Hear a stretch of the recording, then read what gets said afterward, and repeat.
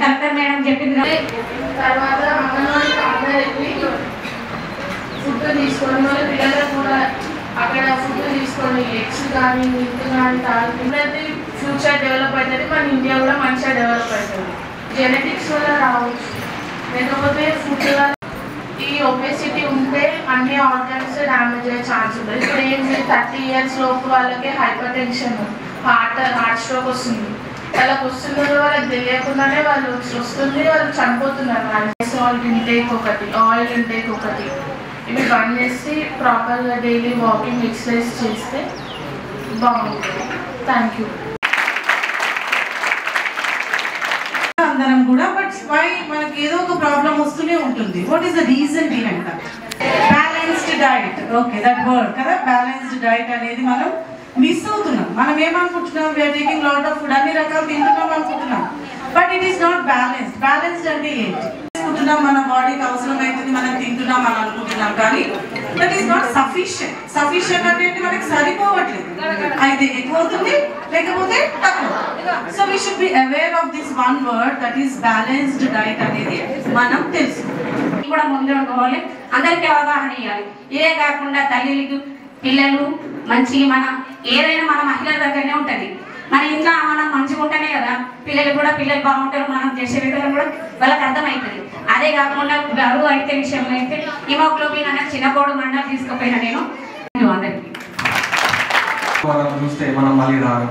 అదేవిధంగా బ్రెడ్, మైదాతో తయారు చేసే బ్రెడ్, అదేవిధంగా కొన్ని రకాల కెమికల్స్తో కూడిన పదార్థాలు. అలాగే ఇక్కడికి వచ్చిన తల్లులకు మరియు టీచర్స్, ముఖ్యంగా వీళ్ళందరికీ నమస్కారాలు.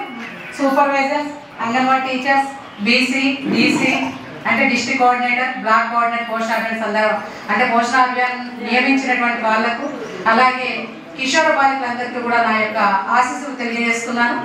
నిన్నటి నుంచి 17 నుంచి ఒక అంటే త్రూఅవుట్ ఇండియాలో ఈ ప్రోగ్రామ్ జరుగుతూ ఉంది.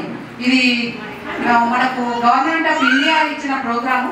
ఈ ప్రోగ్రాము ఇంప్లిమెంటేషన్ అన్ని రాష్ట్రాల్లో కూడా చేస్తూ ఉన్నాం. అందులో భాగంగా మనం ఈ రాష్ట్రంలో కూడా మనం అన్ని గ్రామాల్లో కూడా 17 నుంచి ఈ మనకు 20 అక్టోబర్ 16 వరకు నియమించుకుంటా ఉన్నాము.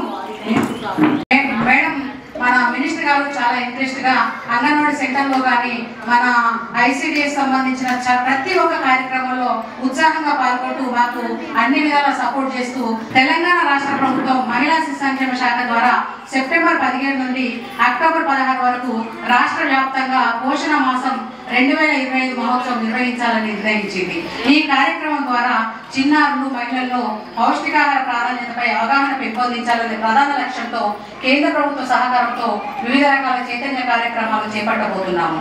ఈ సంవత్సరం పోషణ మాసంలో చేపట్టబోయే ముఖ్యమైన కార్యక్రమాలు: చిన్నారులకు పోషకాహారంతో పాటు నాణ్యమైన పూర్వ ప్రాథమిక విద్య అందించడానికి చర్యలు తీసుకోవడము, జంక్ ఫుడ్ వినియోగాన్ని తగ్గిస్తూ చక్కెర, ఉప్పు, నూనె వాడకాన్ని పరిమితం చేయాలని ప్రజల్లో అవగాహన కల్పించడం, శిశువులు మరియు చిన్నపిల్లల్లో సక్రమమైన ఆహార అలవాట్లు అలవర్చేలా చేయడం, పోషకాహార మిషన్లో పురుషుల భాగస్వామ్యాన్ని ప్రోత్సహించడం. అది మధ్యాహ్నం పూటన మార్నింగ్ గా ఏదైనా చేసుకోవచ్చు.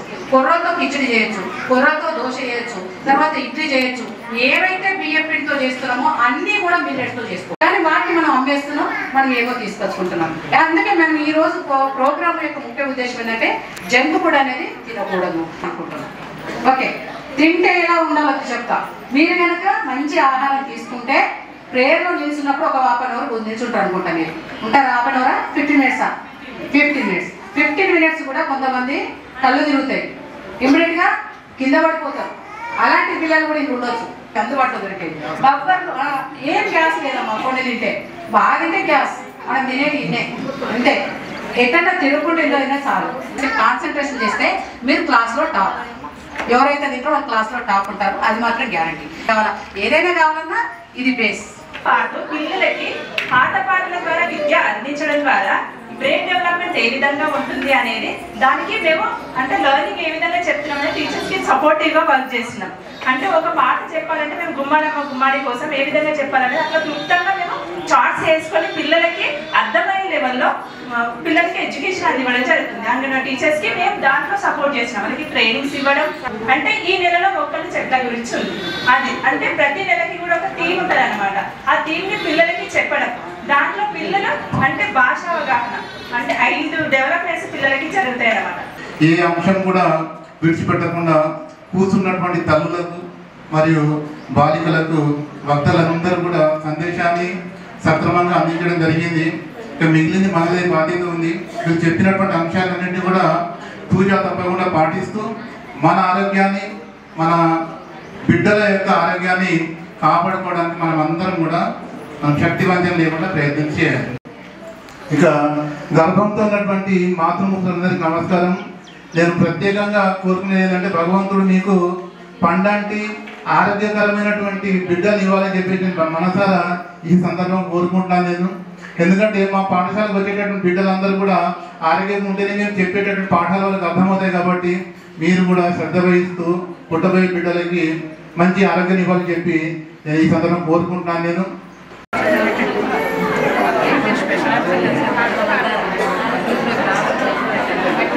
మాత్రం ఒకటి కోరుకున్నా.